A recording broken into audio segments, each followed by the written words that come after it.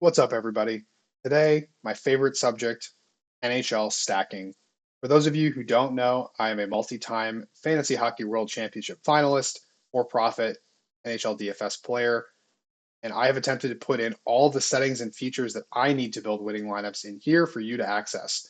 So with that, let's get into it. There's two main places to set advanced settings for stacking in NHL. The first is in the Advanced Settings tab, there's a Show Advanced Stack Options checkbox. Before I click this, you'll notice on the left-hand side, there's just these checkboxes next to each player. This means that the optimizer is controlling whether or not this player gets used in a stack, i.e. with teammates, or by themselves as a one-off. If I click on the Show Advanced Options, you'll see that three new columns appear. The first one is stacking. So this stack icon will allow you to remove or include players in the stacking pool. And then this checkbox serves as the one-off. So if I unselect both, this player will be completely out of all lineups. If I just select the stack, this player will only be used in a stack with other players on the same team. If I only check the one-off and get rid of the stack, he will only be used by himself, not with teammates. Just like the checkbox header, where you can click on it and quickly add or remove all the visible players, you can do the same thing with the stack column here. The anchor column is in NHL just like NFL. It has a little bit of a different meaning. It is specifically a power play stack anchor in NHL. The reason for this is that on a power play unit, sometimes there's a key player that takes most of the shots and or gets a lot of assists because they always touch the puck. And if you're going to use a power play stack, you just always want that player in the stack. A great example, David Pastrnak on the Boston Bruins. Odds are if their power play unit has a ceiling night, he is going to be involved, mostly because he's a shooter, but also just because he touches the puck a lot. So if I select the stack anchor icon for David Pastrnak, that means that anytime the optimizer builds a power play one stack for Boston, because he's on power play one, it will definitely have Pastrnak in the lineup every single time. Note this does not apply to even strength stacking because even strength stacks naturally will use the same players anyway. An even line has three players, a center and two forwards.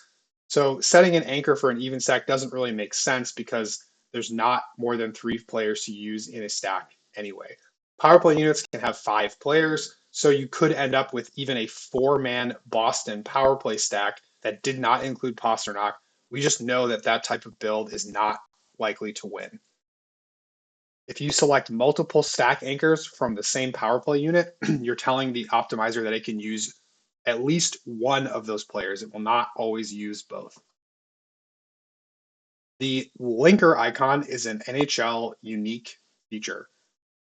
This is for players that play across lines, usually even strength lines, sometimes double shifting on power plays, and sometimes both. Nathan MacKinnon is a great example of this, although not on the slate. Nikita Kucherov on the Tampa Bay Lightning is another great example. Kirill Kaprizov is on this slate. He is another player that frequently will play double shifts. He'll play with multiple even strength teammates. Alex Ovechkin is known to play on both power play units. All of these are examples where the player in question doesn't follow the normal stacking rules that we have in our optimizer. Unlike a lot of other products, we take great care with this NHL optimizer to make sure that you're not getting slop stacks. And what I mean by that is you're playing guys that are skating together at even strength or on a power play and they have correlation. But as I'm explaining, there are exceptions to that, and there are some cases where it does make sense to play a player that's not necessarily on the same line or power play as another player because we know that in real life they skate with those other players. So in this case, if I made Nathan MacKinnon a linker, this essentially tells the optimizer to treat the power play unit and even strength line just as a wild card. Just ignore it. So it can optionally add Nathan MacKinnon onto any stack it wants. Even strength line 1, 2, 3, power play unit 1, 2, doesn't matter. This is very useful, especially on short slates when you know there's a key player and you want to get lots of different combinations. We do warn you don't want to get carried away with lots of these because most of the time teams do stick to predictable lines and power play units, and this can result in lineups that are not very correlated. But if you know what you're doing, you know which players should get it. It is extremely useful, and it's a unique edge that we have. The other key place you're going to look is in the stack settings menu. In the settings on the right-hand side, you'll click on the stacks ribbon. Just like NFL or MLB, you'll see an indicator telling you how many stack rules you have active. To add or view your rules, you'll click on the green button. By default, you'll just have a single rule, and then you can optionally add team-specific rules using this green box. If you add a rule, you can simply delete it with this waistband icon here, or if you set it up and then you want another team to be very similar to this one, you can copy and the other team will appear. For NHL and MLB, you are allowed to only have one team stacking rule per team. The way the exposures work is that it will first honor the team percentages, and then any remaining lineups will just use the default rule. So for example, if I set a 10 here and a 5 here, the optimizer would build 10% Boston stacks and then 5% Calgary stacks, and then the other 85% of lineups would follow this default rule. If you set these to higher than 100%, that will work, and that's because NHL can actually get up to about 200% stacking or even higher. If you think about it, each lineup can have two or maybe even three stacks. A 4-3-1 would have two stacks, a 4-2-2 would have three stacks. So setting these above 100 will work. And then you can also cap them off with maximum exposures as well. For each stack setting, you have several options available to you. The basic settings are the minimum and maximum number of players in the stack. Our default is to go minimum 2, maximum 4. For smaller slates, you can optionally set this up to 5 or 6. We do keep the default at 4 because most of the time, and even on small slates, 4-man stacking is very good.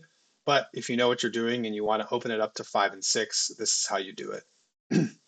For each team, you can set even, power play, or both. The optimizer defaults to both, but you can set at the team level or at the default level whether you want it to use even, power play, or both. Goalie stacking means when a stack from this team is used, it would always use the goalie.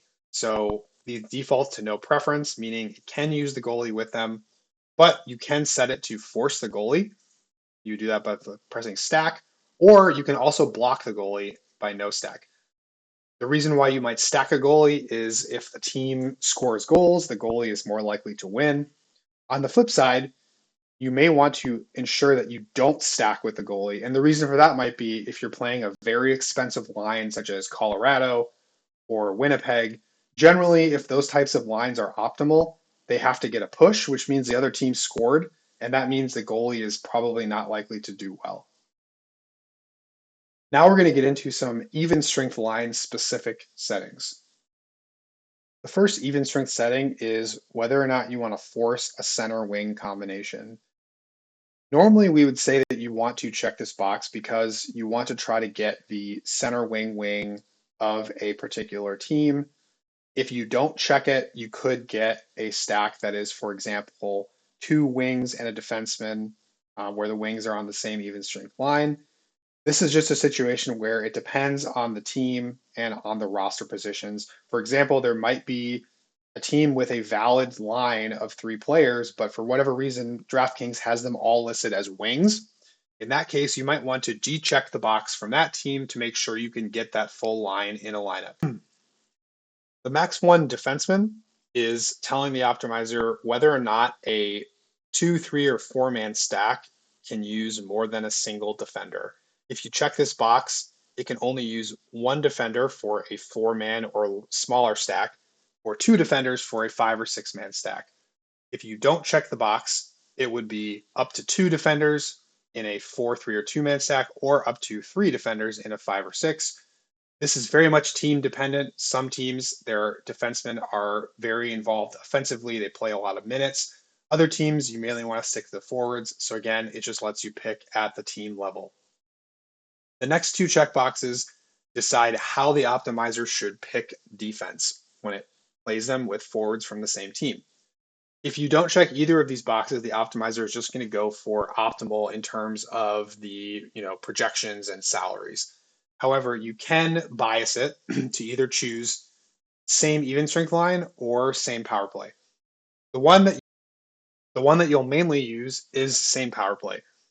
This means that it will only stack a defender with the even strength line if that defender is on the same power play unit as at least one skater in that even strength line. So for example, if the center is on power play unit 1 and the wingers are not on a power play unit at all, the only defender that can get stacked with that stack is the power play 1 defender if they exist. The same even is lesser used, but there are some teams that tend to play the same defenseman with the same even strength lines at 5-on-5. Not very often, but if you happen to know which ones they are, that's data you can find in other sources. You can check this box, and that will ensure that you stack the defender with that line that is used at even strength. The final even strength setting is the no D in a 2 or 3 man. This is a setting to very strictly ensure that 2 or 3 man stacks only include forwards for an even strength line. Again, this is a team dependent thing. If a team has defensemen that aren't very involved or just don't project very well, you might want to check this box, and that will prevent you from getting, center D or wing D 2-man stacks or center wing defenseman 3-man stacks. If you have defenders that are involved, though, you want to uncheck this, and then you can get those types of builds. Now we're going to talk about power play stack settings. The first one is the max percentage of stacks from that team that are power play stacks. This is there because oftentimes projection systems tend to favor power play unit players, as they should because they have very good scoring opportunities. However, especially if you're playing large field, making lots of lineups, even strength players can be a big differentiator. And if you want to make sure the optimizer is appropriately balancing power play and even strength stacking, you can set this number to less than 100%, and that will restrict the percentage of power play stacks that you get for a given team. The max 1 center power play, really again, just a team specific setting. A lot of times power play units will have 2 centers, 2 wingers, and a defenseman.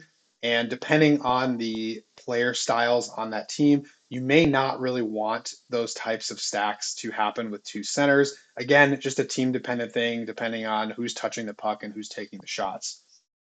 4-forward power play is another one that is team dependent. And this is letting the optimizer know whether it can build a 4-man stack that is all forwards.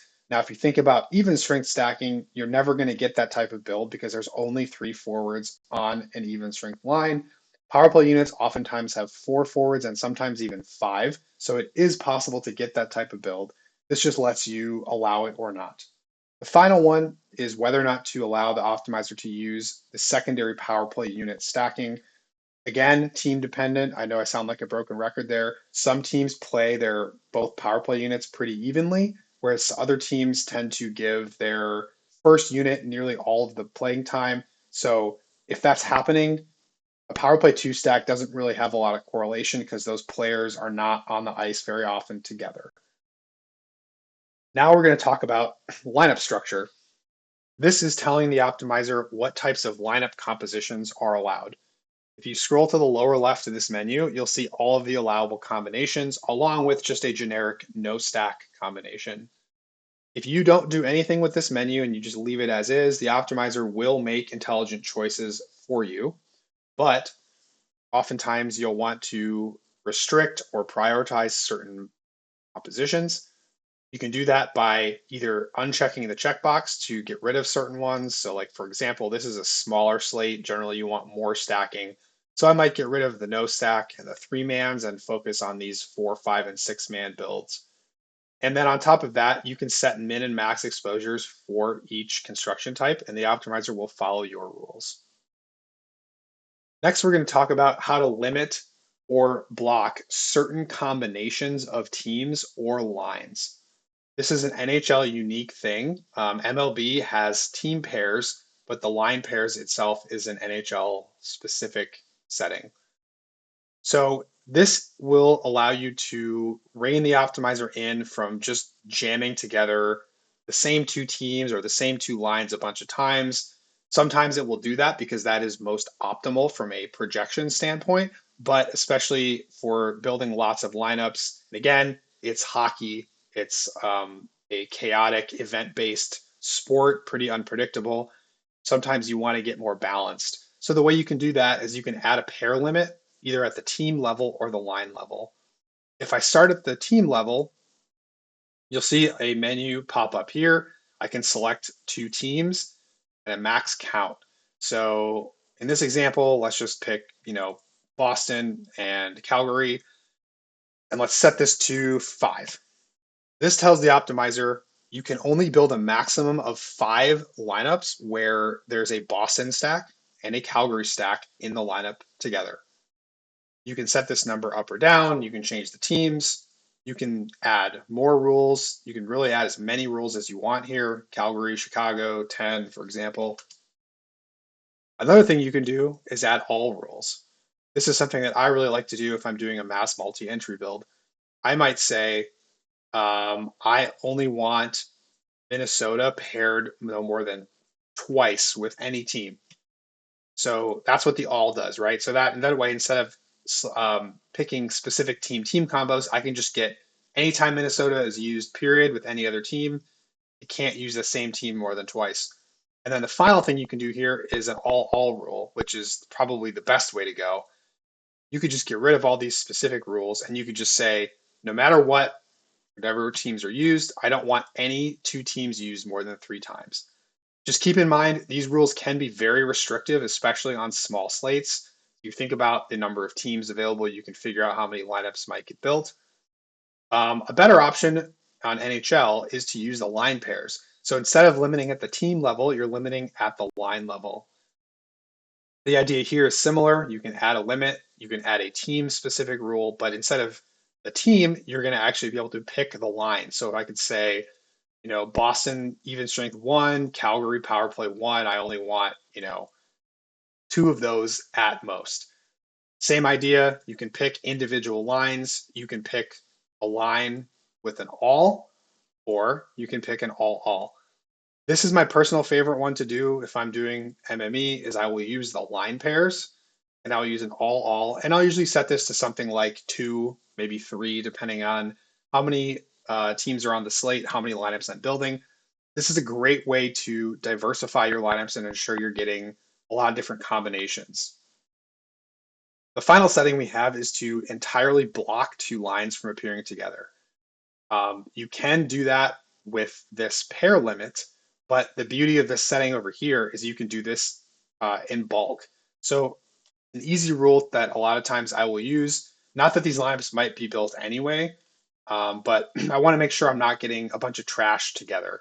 So I'm going to say all of the even strength 3, even strength 4, and power play 2.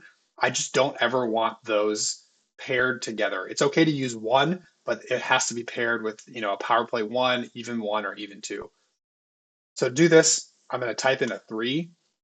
I get all the 3s. I hit select all. Now I'm going to type in a 4. I'm going to hit select all again. And now I'm going to type in power play 2, select all. And now I have selected every single power play 2, even string 3, even string 4. I hit save. Now the optimizer will never use one of those together in the same lineup. You can do this also for things like if there's 2 lines that are very chalky on a slate and you're playing a larger contest, you don't want to stack them together because if they're both optimal, it's just going to be impossible to win. So you could do it that way. You could reset the form here, or if you want to get rid of a rule, click on this trash bin, or you can go edit it if you're not sure what it is and you just want to look at it. Click on that and it's here for you.